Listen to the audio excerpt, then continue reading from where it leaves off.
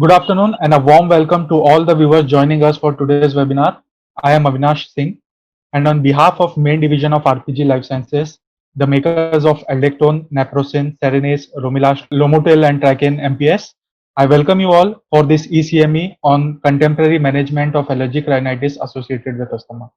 It's my privilege today to welcome our guest speaker who have joined us again on your request, a renowned pulmonologist from Bangalore, Dr. Hiranappa Udnur. Thank you, sir, for joining us today for this webinar. Dr. Hiranappa is a senior consultant, pulmonary critical care and sleep medicine in Columbia Asia and Baptist Hospital, Bangalore. He has completed his MBBS and later pursued DTCD from Bangalore Medical College and Rajiv Gandhi Institute of Chest Disease Hospital, Bangalore. Later, sir Yeah. completed his DNB respiratory disease from Medicity Hospital, Hyderabad. He has special interest and expertise in interventional pulmonology, critical care medicine, pulmonary medicine, and sleep medicine. Dr. Hirnappa is also member of many prestigious societies.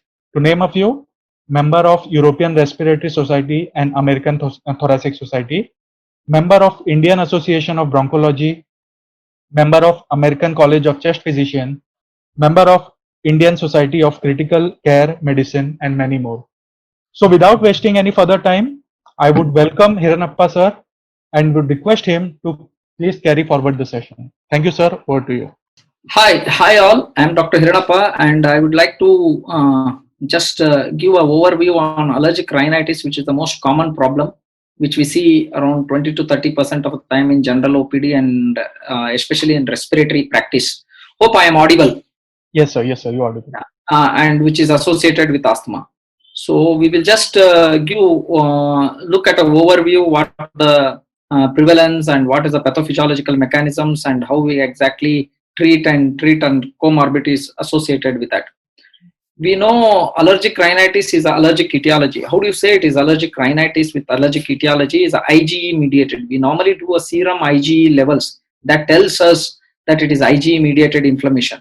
Sometimes on steroid also the non-allergic component, and there might be a eosinophilic mediated inflammation causes for other nasal symptoms. But predominantly allergic rhinitis is IgE mediated this thing, which varied manifestation of symptoms like nasal congestion, rhinorrhea, watery and cleary usually, and itching of a nose, palate, and throat. And yes, all these symptoms, even the itching of eyes, throat irritations and itching, ear itching, all these are a part of allergic rhinitis. And we get continuous sneezing, and this is a particularly specific to allergic rhinitis. It might be other non-allergic causes, but these are the symptoms of allergic rhinitis. So usually when you take a history, how far it is affecting your life, and if it is daily and if it is more than 4 days per week and it is continuously for more than a month or 4 weeks constantly, then it is persistent allergic rhinitis symptoms. And if it is intermittent, we normally take cetirizine and other things. Sometimes we have a sneezing, cold and all, we take that, and that is not allergic rhinitis. Allergic rhinitis is more of allergic etiology. When you are exposed to certain kind of allergens, we get these kind of symptoms. The intermittent symptoms, they don't affect your daily routine because they don't affect your sleep, and most of the time you're okay. But things which are very severe and moderated, they affect your sleep. You can't be able to sleep well in the night time, and when you get up in the morning, you keep on getting sneezes, and since you are not sleeping well, your daytime function and will get affected. And especially in pediatric age group, the school absenteeism is common. So these are the features of chronic rhinitis. We get rhinitis because of if they are abusing with any medications, right? Rhinitis medicamentosa. We use xylomethazine should not be used more than 10 days, and we get more of vasomotor rhinitis and drug-induced rhinitis like this. Means on withdrawal, we get a recurrence of symptoms because sometimes once you stop, you get rebound congestion. So these are things. There are other infectious causes. We get like cold, viral symptoms. What we see in coronavirus, we get upper respiratory like symptoms. These are few causes. And there are non-allergic causes. Whatever might be the etiology, the symptoms will be more or less sometimes similar. And apart from the allergy, itching, and the symptoms are generally overlap. And what are the consequences of these symptoms, which are there long terms with any rhinitis, is they because of the congestion and hypertrophy of the secretions, hypertrophy of the glands, and causes those kind of symptoms. Sometimes there can be a mechanical problem associated deviation, and sometimes perforations and adenoids and all the tonsils get enlarged. It can affect your breathing also. That's how, based on that, the severity of nasal symptoms determines whether it is a severe allergic rhinitis and it is persistent. It's a mild allergic rhinitis, or it can be a symptom intermittent, or it can be severe allergic rhinitis with nasal obstruction, with all the multiple causes are also there. Sometimes mechanical also will also be there. So we need to consider all nasal symptoms, whether it's predominantly allergic or sometimes it might be associated DNS will also be there. So prevalence of asthma, it is 10 to 35% in the Asian region, and we see in India, in China, and all these places, it's around 10 to 30% allergic rhinitis incidence. So normally, epidemiology, allergic rhinitis occurs in 20 to 30% of our general populations. We know that. And it is greater in 80% of asthmatics will have allergic rhinitis if you go through the history, and they will have. And in 5 to 15% general prevalence of asthma is there. The prevalence of asthma is less compared to allergic rhinitis, and allergic rhinitis is a risk factor for future development of asthma. And it occurs in 40% of allergic rhinitis. For allergic rhinitis patients in a childhood, and if they are untreated and they go on to develop asthma in future, that is known. So coexistence is definitely there in Indian patients. So only asthma, sometimes the pure asthma is it's unlikely non-allergic, occupational asthma and other things. Most of the time it's concomitant allergic rhinitis will be there. It's a united airway disease. It's upper airway. You have to fix the sneeze to treat the wheeze when we are treating. So it's the pathology is same. The manifestations are difficult, which are different from the lower airway and the upper airway. So normally we see at birth, when we are exposed to this, we see atopic march. Atopic march is when it's body's propensity to get allergic reactions. Usually when you see that it starts with eczema, usually skin at birth, we see eczemas which are common, and slowly it fades away at 5 to 6 years. And eczema is a common that might be a precursor of future development of allergic rhinitis. And then comes any food allergens. Usually in a childhood, if they are exposed less than 1 year or this thing, they are exposed to certain kind of allergens, they may not get allergies. Usually in Indians, they are more exposed to parasitic infections. Their immunity will be shifted to Th1 to Th2. The immunity has to be balanced. If you are exposed to a lot of allergens, the body will get adapted to it. But those kind of symptoms like food allergies are common in early age group after eczema. Then comes asthma. You get a childhood asthma. Sometimes the boys will outgrow their asthma. After 14 years, they may not get asthma at all. And later comes the allergic rhinitis. In adult age group, it may not, but we have seen 60 to 70 years also getting allergic rhinitis. So that's where the allergic march runs. It starts with eczema, food allergy, asthma, and then allergic rhinitis. So what happens in pathophysiology of allergen? If there is any allergens, like if there is any airborne allergens, or if it is exposed, and these are be presented to the antigen presenting cells, and when these are antigens are being allergens are being processed and they are exposed to a CD4 cells and B cells, they reduces the antibodies which are IgE mediated, which are IgE antibodies. When they react with the cells, they release a lot of eosinophilic like materials, and they may get immediate symptoms like sneezing, rhinorrhea, congestion, and sometimes they may have a persistent long-term symptoms which continuous perennial exposure can lead to a airway hyperresponsiveness, and continuous symptoms can be there because there will be a preformed IgE because of the future allergen exposure. They get released and we get symptoms for that. So preformed mediators like histamine and tryptase, it's already known, and one of the pathway which is known in allergic rhinitis where montelukast is going to help wonderfully is cystine leukotriene pathway and prostaglandin pathway. We can see when there is a bacteria or allergens or anything which is exposed, we get released these kind of factors when the IgE IgE and mast cells degranulations happen. And during this pathway, there is an orchestra of immunological reaction which happens, which is complex. I will not go into that. IL-6, IL-9, all those things will be released. Ultimately, it is all this will release certain substances from the eosinophilic and mast cells, and this will, when they interact with they fight among each other, and they will get a manifestations of edema, sneezing, all those things. And when you really block those symptoms, we get your symptoms can be reduced. United airway concept, we know that it's one airway, one disease. That's why it is called as a united airway concept. Sometimes we have to treat both together. Both might be a different manifestations in terms of symptoms, but the disease is the same. So normally when the mouth breathing happens, a small amount of aspiration or nasobronchial allergy will be there, and they have some throat itching and other things, and they may go to a airway when it spills over in the lower airway, and we get a symptoms of wheezing also. Risk factors for allergic rhinitis, we know that a smoke and indoor allergens, outdoor allergens, molds, and house dust mite is one of the common thing, and a lot of allergens, pollens, and many factors will, even the smell and bad food are the risk factors for allergic rhinitis. And even the genetic role is there, and as we know that ADAM33 for asthma is there, and HLA, DPQQ, certain risk factors are there for allergic rhinitis, and still more of research has to go into this field in knowing the genetic propensities. So breastfeeding definitely helps to for the future development of asthma. If you don't want to develop allergic rhinitis, if you have breastfed baby, the chances of you getting allergic rhinitis is very less. And next, pet exposure. Pet exposure very early in life you actually prevent, and if you are really exposed at a later stage, you may not be protected well enough. And hygiene hypothesis, the more and more you are exposed to certain antigens, the body will be preformed antigens and there will be antibodies. Body will be immune to those things and will not get a reactions to this thing. These are the evidences A, B, C, D, like that. All those things have been hypothesized. But in general, less than 1 year, if you are really exposed to certain parasitics, it actually protects us to future development of allergic rhinitis. Evaluation and diagnosis. So usually classical symptoms, we see nasal congestion and nasal obstructions. These are the things. Sometimes we can see complications of allergic rhinitis untreated. We get a nasal polyp, and it may mimic as any mass or malignancy. Sneezing, and we keep on getting it. Sometimes it is perennial, or sometimes it is seasonal during a weather change. Rhinorrhea is common, and sometimes atrophic narratives, bad smell will be there. We need to differentiate any CSF rhinorrhea and those things. If it is unilateral and if it is bilateral, it's alternating with the nose. Those things, by historically, we can really get it. And itching is the one symptoms which says that it's allergy. It's more in favor of allergy. Ocular pruritus, erythema and tearing, oral cavity, pharyngeal pruritus. Sometimes the palate itching will be there, and they keep on telling, and we don't give something in the palate. And if you treat the nose, sometimes eye symptoms will go with the nasal steroids. Even eye and palate and ear symptoms are very, very common. We don't have much to give with a specific local therapy, and due to give a systemic drugs.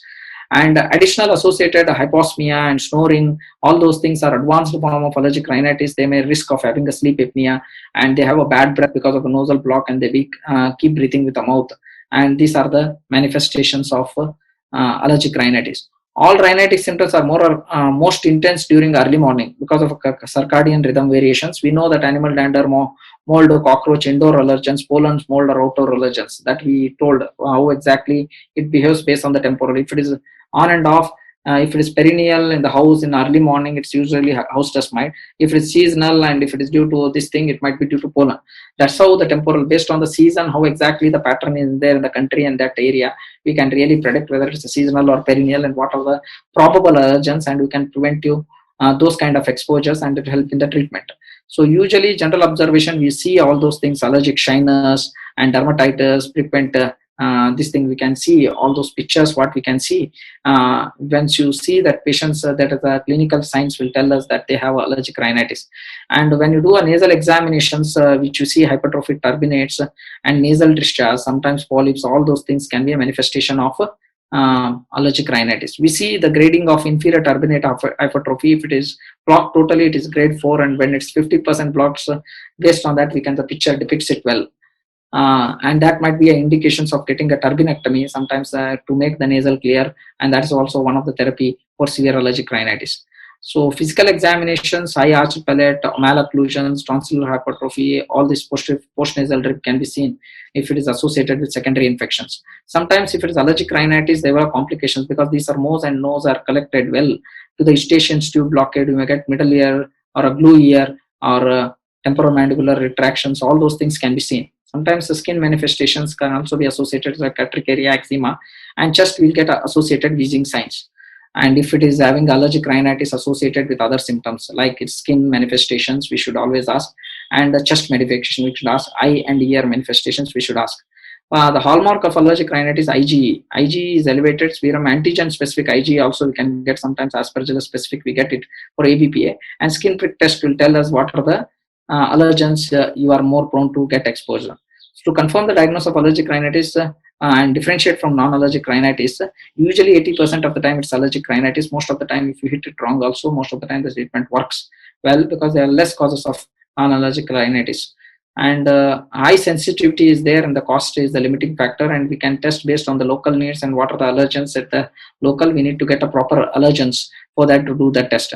RAST is one of the tests when you are not able to do the blood test, skin test. We can do a skin test, and there are panels of tests where there are certain food allergens, airborne allergens.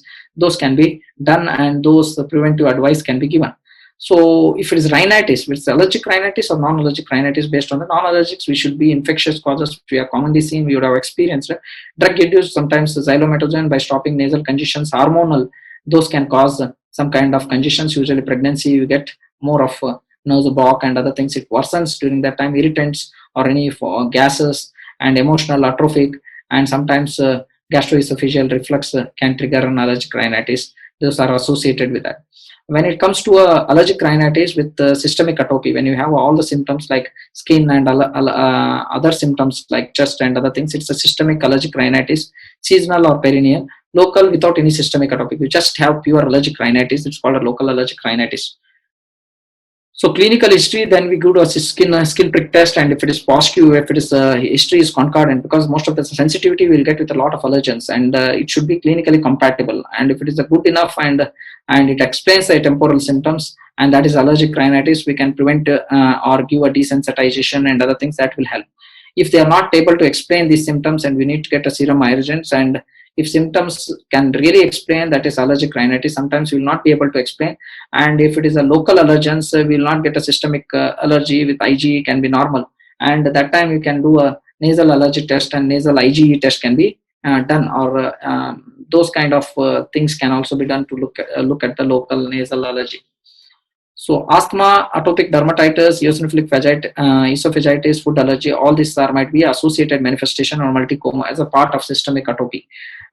These in the eye, it can cause conjunctivitis. In the nose, it can cause all this turbinate hypertrophy, adenoid hypertrophy, which may end up sometimes surgery. Eye, ear, middle ear infections are common. Sometimes laryngitis, GERD can be associated with that, and it can cause severe problems. So we will not be able to differentiate where exactly the predominant symptoms. Sometimes we need to treat both. Control of symptoms and prevention of complications. Management is like first is it's allergic rhinitis, and find out the allergens by skin prick test, or find out if by good history. Allergen avoidance is the first thing, because that doesn't require a medication. By stopping it almost, sometimes you'll be able to control. If you have use the house dust mite preventive measures, most of the symptoms sometimes get relieved, and by cockroaches and spraying all those things and keeping this thing, that itself might be sometimes preventive. In spite of that, if you get any symptoms, you need a pharmacotherapy. Pharmacotherapy, it will relieve the symptoms, but it doesn't reverse the disease. And immunotherapy is the one which will really helps in the desensitization, and it can reverse the disease, and future development of asthma will be prevented. And that is there in the guidelines also. Allergen avoidance and environmental host dust mite, which we know, and there are a lot of things which can be done: encasing the bed, protective, removal of carpets, remove dust accumulating substances. This we all know. We have a particular pillow cover which we use it, and morning we get symptoms which are being less, and this is the most common, and it is ubiquitous. And allergen avoidance, and in terms of cockroaches and certain things can be done. Boric acid is effective, and if you get rid of the cockroaches with all the pest control measures, and we can get the symptoms which are real. Cockroaches is a real problem sometimes, who are congested place, they say, and if the rooms are not clean, it's very difficult. Really, dog, cat allergens, people are more attached to their this thing. It's very difficult to get them out of their pets. So we should be very careful when we are counseling it, and really pets, dogs and cats, they cause those kind of people. And if you have certain preventive measures where we can do in terms of these kind of pets and allergy. Pharmacotherapy, it can be omalizumab. It's the first, I don't think it is the first pharmacotherapy which has to be used. That is the last thing, because it's costly, and cost effective therapy comes first. And we're going to talk on these kind of cromolyn and other things. We know that I'm just talking it, if it is severe allergic rhinitis and associated, and if it's really morbid and associated with asthma, and when the asthma is really controlled, omalizumab really helps. When you tried with all other things, that is helpful. But I don't know, it's there in the first time, but I would rather keep it at the last. So it shows that it really helps. So cromolyn sodium, mast cell degranulation will be prevented. Already preformed, it will be blocking those things, and thereby the symptoms will be prevented. It can be used as a preventive therapy, and I don't use much in terms of, because of the availability problem and all. And it started as a historical importance. We are just telling them how exactly, and it is a short acting. We need to take a longer duration of therapy. Safety is good. Antihistaminic, if histamine receptors are involved, if they are blocked well, and antihistaminics, because the ultimate common pathway which are released to all these rhinorrhea symptoms and all these to histaminic mechanism. So if you use antihistaminics, the symptoms will be prevented. And usually the first generation, what we see is they cross blood-brain barrier, and they used to cause all the central manifestations: dryness of mouth, headache, drowsiness, fatigue, and all this because of antimuscarinic effect. So for allergic rhinitis, our goal is to keep them active in the daytime, and we can't keep on giving some kind of sedative component where their work will be hampered. So second generation came in, and then they crosses less into blood-brain barrier, and symptoms, they just act more of atopic symptoms, even for eye and this thing. It's a more of systemic drugs. They came into a picture. So out of this, the newer generation which have come, you have started with desloratadine, cetirizine, and it is used to cause sedation. And then levocetirizine came, it's slightly sedating, but it's much better than cetirizine. Then came fexofenadine, which have been using 180 mg once daily, and it's long-acting one, and we used to use that more. And newer kid in the block is bilastine, which is really long-acting, 15 to almost once daily. Maximum we can use twice daily in urticaria and other situation when we use bilastine. Bilastatin. Okay, 10 to 20 mg up to 40 mg you can use in urticaria, and these are used in newer. It doesn't given in empty stomach, and is used in the morning and night, and this is safety profile is good, and people can tolerate it without going into other systemic manifestations of antihistaminics. So no renal impairment and other things, it's all preferred now, and this new kid has got more safety profile compared to our old drugs.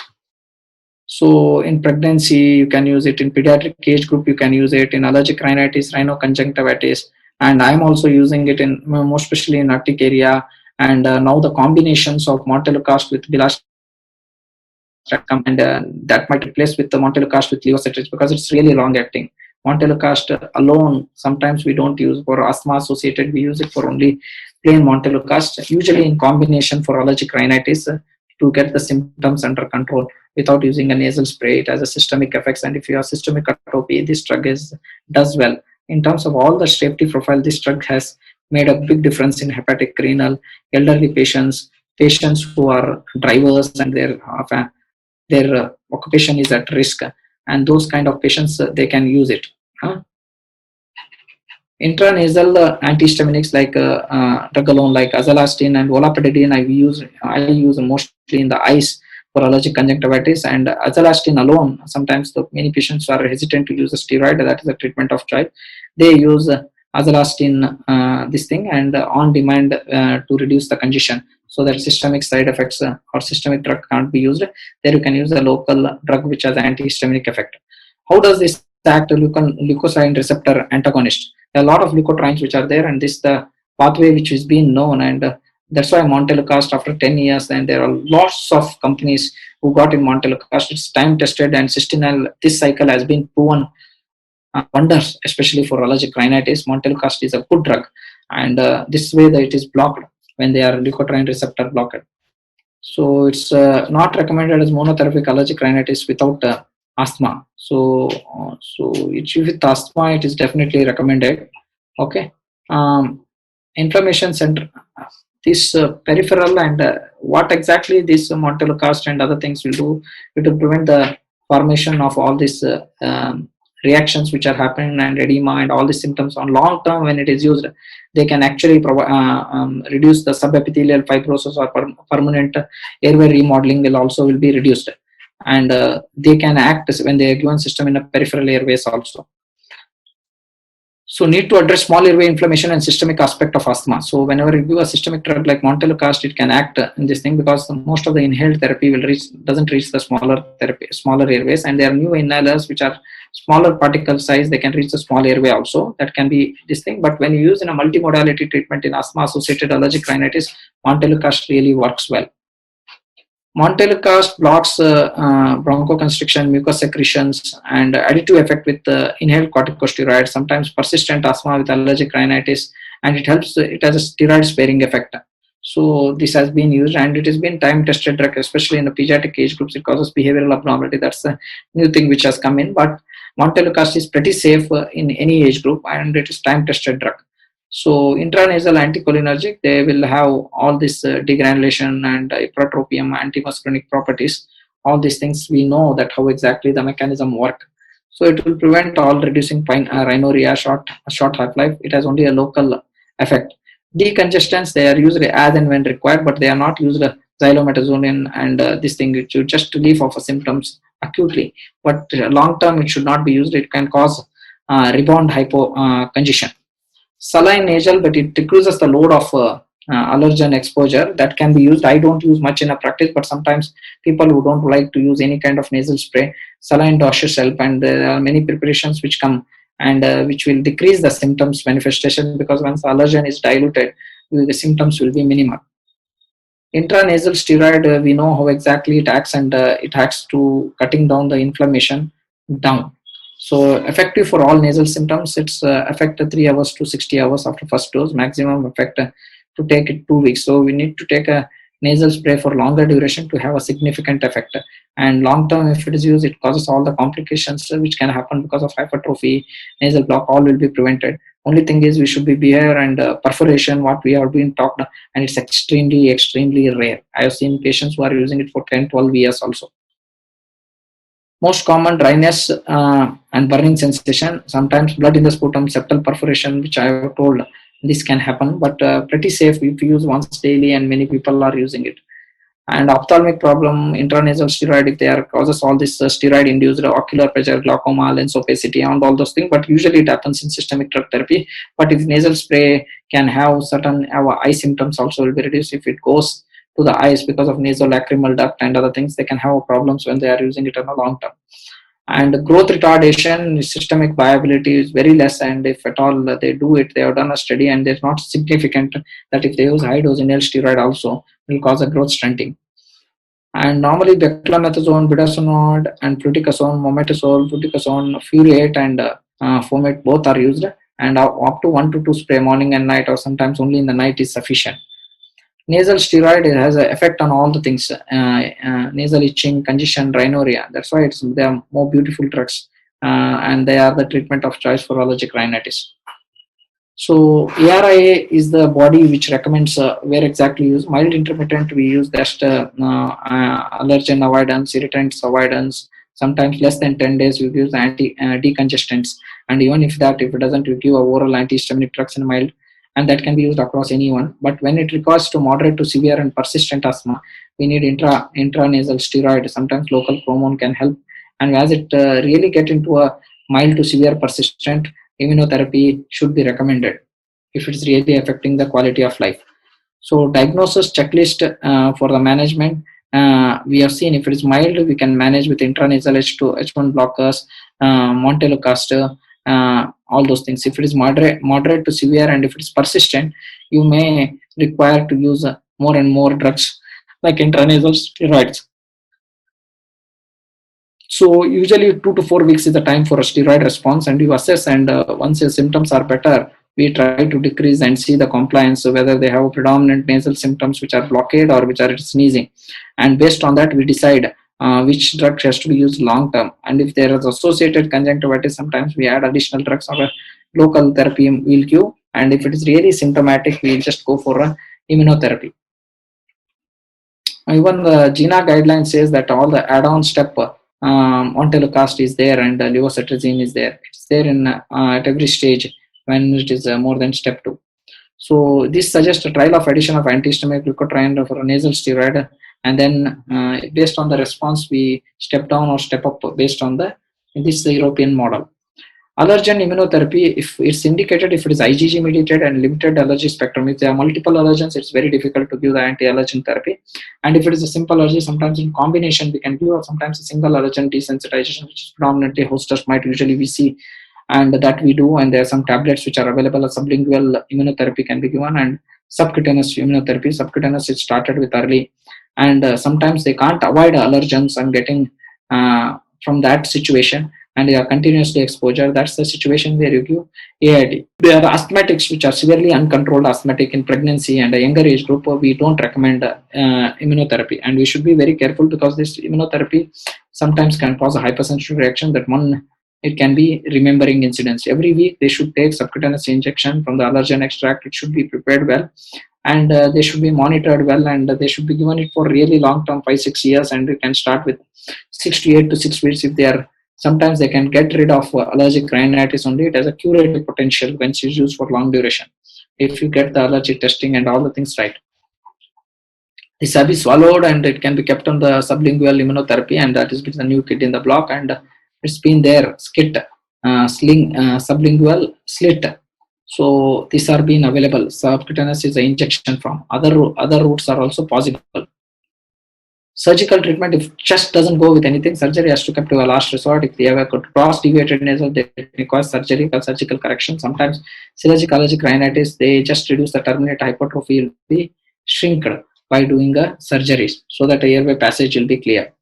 And that's how we treat allergic rhinitis, right from allergic avoidance, which is the simplest thing to do, and we need to find out by the history whether it is a house dust mite. We need to tell the preventive measures, which is the pollen, and sometimes only seasonal. We may not require any treatment with antihistaminic, local antihistaminic or oral antihistaminics. It should be tied over. Sometimes Montelukast might be helpful in this kind of situations if they are really symptomatic with oral antihistaminics. So if it's really not working, and if they have moderate to severe symptoms and it's persistent, you need an intranasal steroid.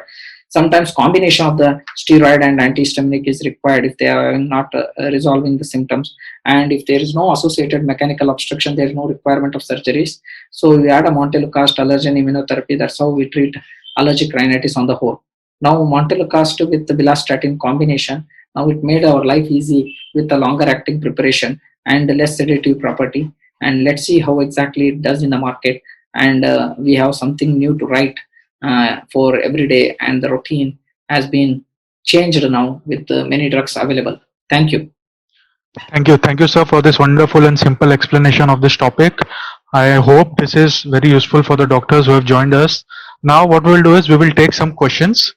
I would request everyone, if they have a question, they can type it in the Q&A box below. Sir would be happy to answer them.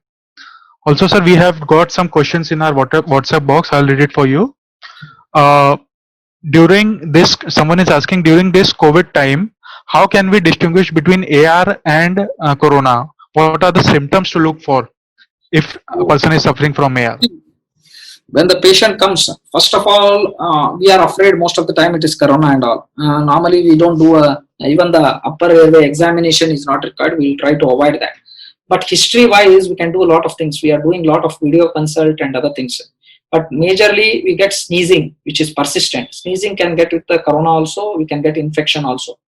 But there will be other systemic manifestation like influenza, like myalgia, those kind of tiredness, those kind of symptoms like fever, headache, all those symptoms will be there in terms of Corona.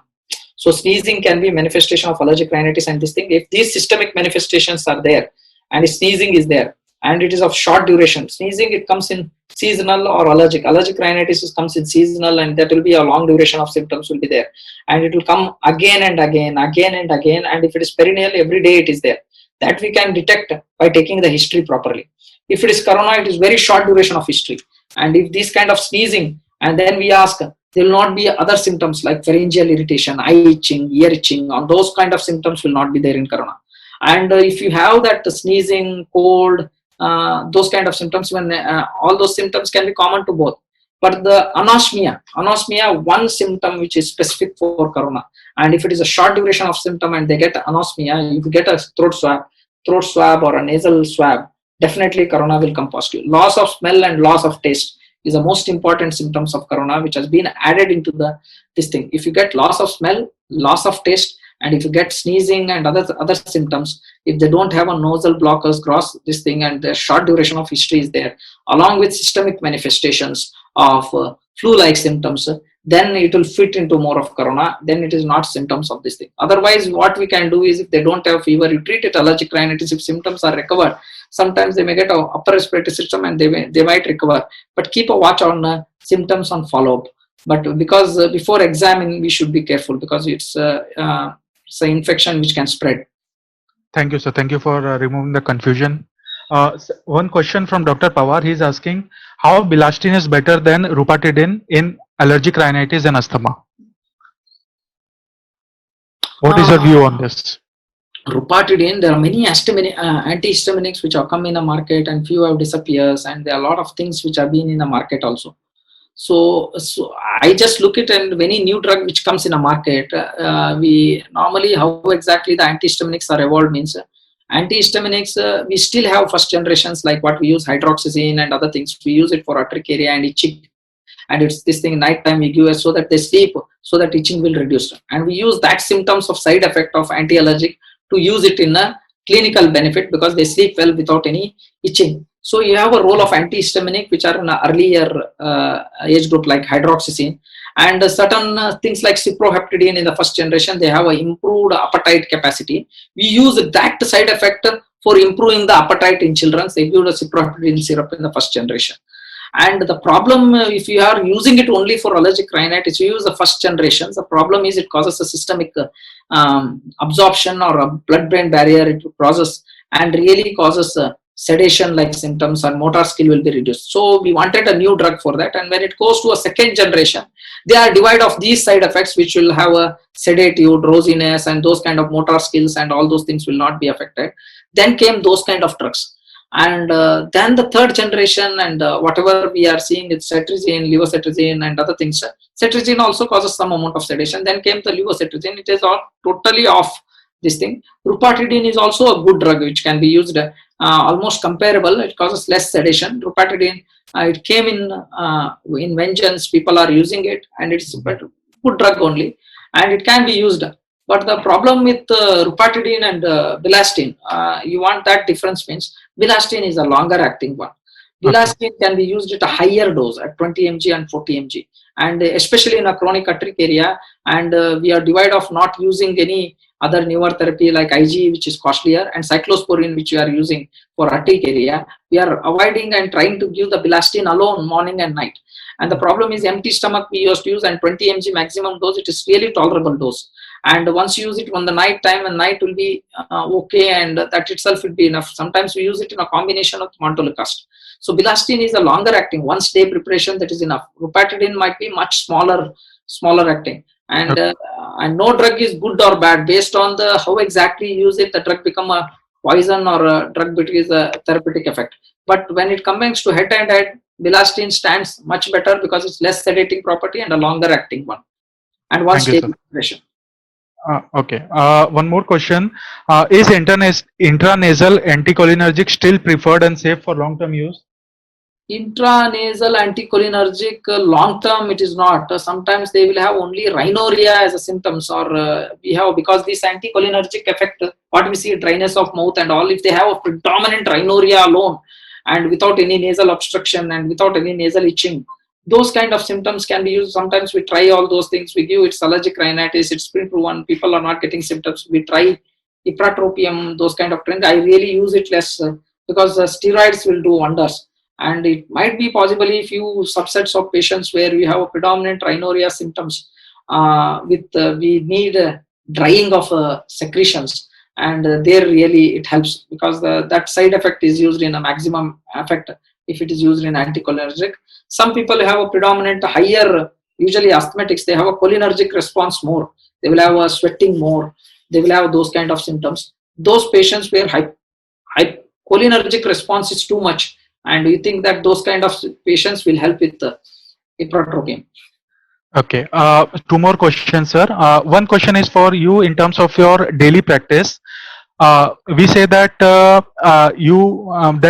we can use first generation or second generation both.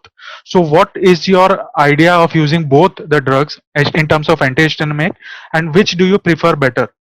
See, our habit of writing cetirizine was there. None came the levocetirizine.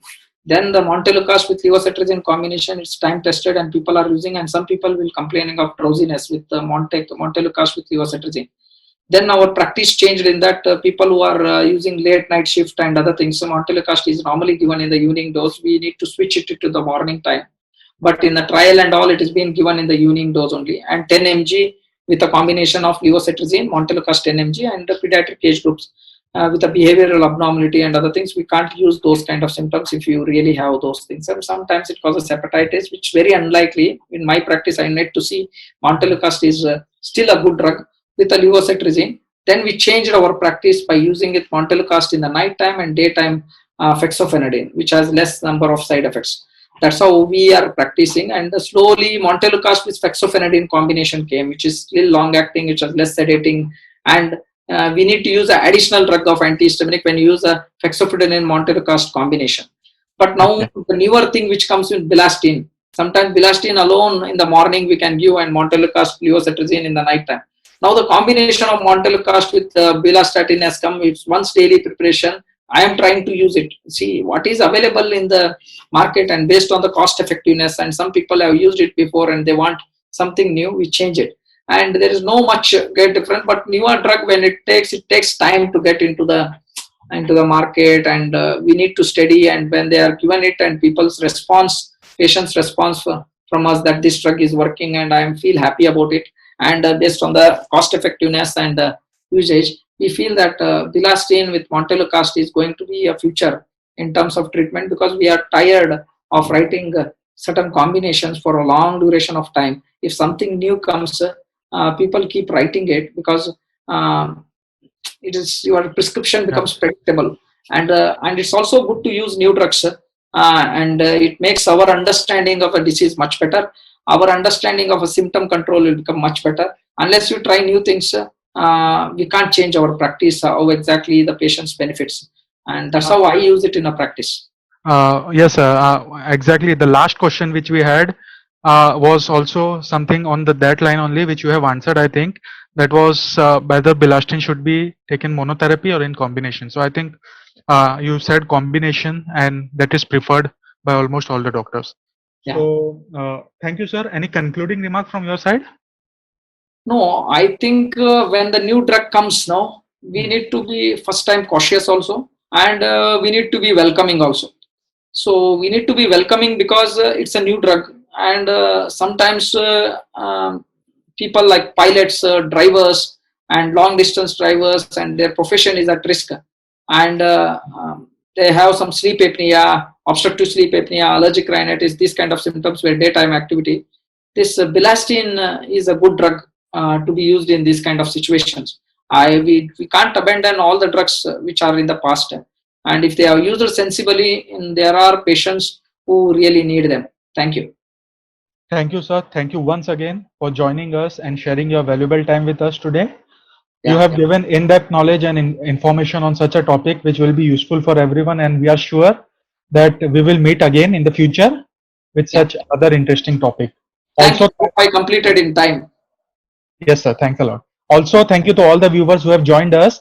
We will try to share you the video of this session with due permission of Hiranappa sir. No problem, no problem. You share it me also. I will share it in my Facebook or page. Sure, sir. So we will be providing the YouTube link to everyone. Till the next time we meet, on behalf of main division of RPG Life Sciences, thank you, goodbye, and stay safe. Thank you. Thank you.